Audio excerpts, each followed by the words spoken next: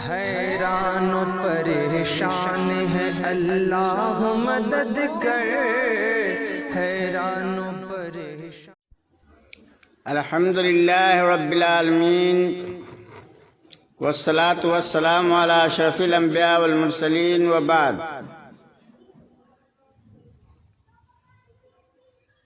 معزز سامعین و سامعات، آج کا درس عذاب الہی سے متعلق ہوگا، غور سے سماعت فرمائیے۔ حضرت ام سلمہ رضی اللہ تعالی عنہا فرماتی ہیں کہ رسول اللہ صلی اللہ علیہ وسلم نے فرمایا، جب زمین پر برائی کا غلبہ ہو جاتا ہے تو اللہ تعالیٰ زمین پر رہنے والے لوگوں پر عذاب نازل کر دیتا ہے۔ ام سلمہ رضی اللہ عنہا فرماتی ہیں کہ میں نے عرض کیا، یا رسول اللہ، خواہ ان لوگوں میں نیک و صالح لوگ بھی ہوں تب بھی عذاب نازل ہوتا ہے؟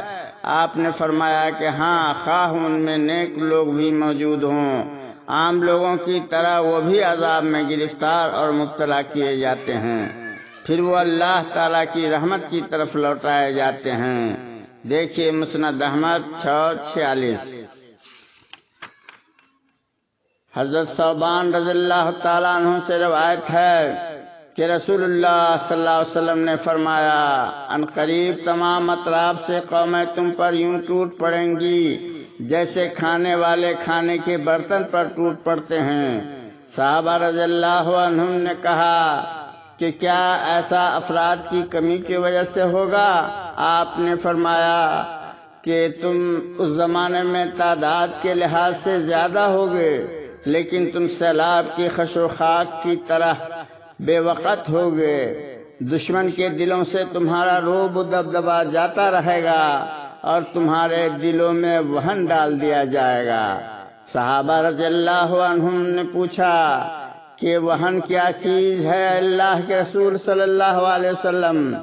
آپ نے فرمایا کہ زندگی سے محبت اور موت سے نفرت۔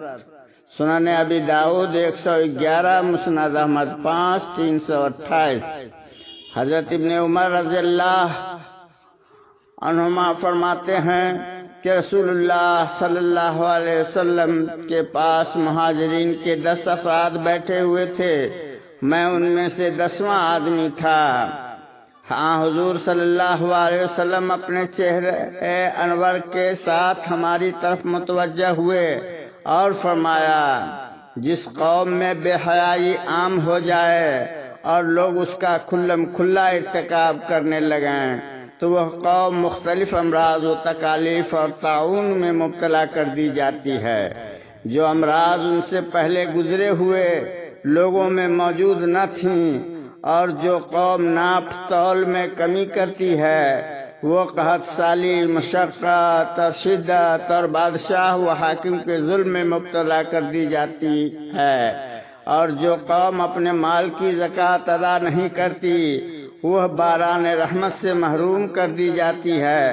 اگر جانور نہ ہوتے تو ان پر بارش ہی نہ برستی، اور جو قوم عہد شکنی کرے تو اللہ تعالیٰ ان پر ان کے غیر سے دشمن مسلط کر دیتے ہیں جو ان کے مال و متاع پر قابض ہو جاتے ہیں، اور جب لوگوں کے حکمراں اللہ تعالیٰ کے نازل کردہ احکام و قوانین کے مطابق عمل نہیں کرتے اور قرآن مجید کے احکامات کو اہمیت اور ترجیح نہیں دیتے تو اللہ تعالیٰ ان کو آپس کے عذاب میں مبتلا کر دیتے ہیں۔ سنن ابن ماجہ 2، 1333۔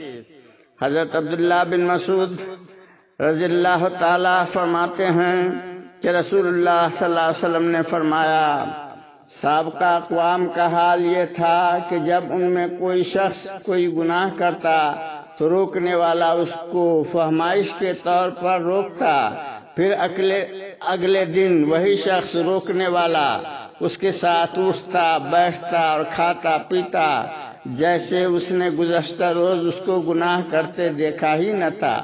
جب اللہ تعالیٰ نے بعض لوگوں کے ایسے حالات دیکھے تو ان کے دلوں کو آپس میں بگاڑ دیا اور اپنے نبی صلی اللہ علیہ وسلم حضرت داؤد علیہ السلام اور عیسیٰ بن مریم علیہ السلام کی زبانی ان پر لعنت فرمائی اور ارشاد فرمایا ذالک بما عصوا وکانوا یعتدون، سورہ مائدہ 78۔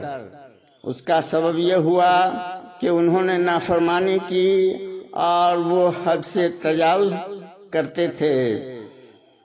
اس کے بعد آپ نے فرمایا اس ذات کی قسم جس کے قبضہ میں محمد صلی اللہ علیہ وسلم کی جان ہے، تم لوگ نیکی کا حکم ضرور دو اور برائی سے ضرور روکا کرو، اور بیوقوف و ظالم کا ہاتھ ضرور پکڑو اور اس کو حق بات کی طرف مائل کرو، ورنہ اللہ تعالیٰ تمہارے دلوں میں بھی ایک دوسرے کا فساد اور بگاڑ ڈال دیں گے، اور تم پر بھی اسی طرح لعنت کریں گے جس طرح ان پر لعنت فرمائی۔ سنن ترمذی 5212، المعجم الکبیر 10-180۔ حضرت انس بن مالک سے روایت ہے کہ وہ حضرت عائشہ رضی اللہ عنہا کے پاس گئے، ان کے ساتھ ایک آدمی اور بھی تھا۔ اس آدمی نے حضرت عائشہ رضی اللہ عنہا سے عرض کیا کہ اے مومنوں کی ماں، آپ ہمیں زلزلہ کے بارے میں کچھ بتائیں۔ حضرت عائشہ نے فرمایا کہ جب لوگ زناکاری کو مباح سمجھیں یعنی جائز سمجھیں، شراب نوشی کریں گے اور گانے بجائیں گے، تو اللہ تعالیٰ آسمان پر غیرت میں آ کر زمین کو حکم دیں گے کہ ان لوگوں کو ہلاؤ۔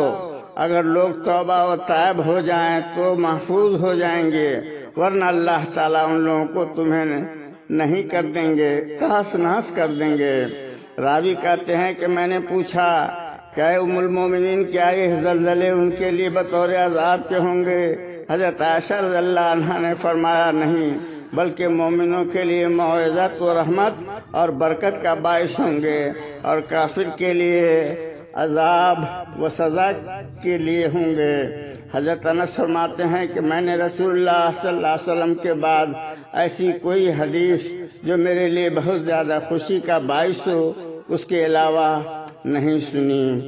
معزز سامعین و سامعات، اللہ تبارک و تعالیٰ سے ہم لوگ اس ماہ مبارک میں دعا کریں کہ اللہ تبارک و تعالیٰ ہمارے روزے کو قبول فرمائے، اور ساتھ ہی ساتھ اس مہینے کے اندر جو عبادات ہم لوگ کر رہے ہیں اور اپنے گھروں کے اندر بند ہیں، اے اللہ تعالیٰ ہماری عبادت کو قبول فرما اور ہمارے سروں پر سے اس وبا اور بلا کو ٹال دے۔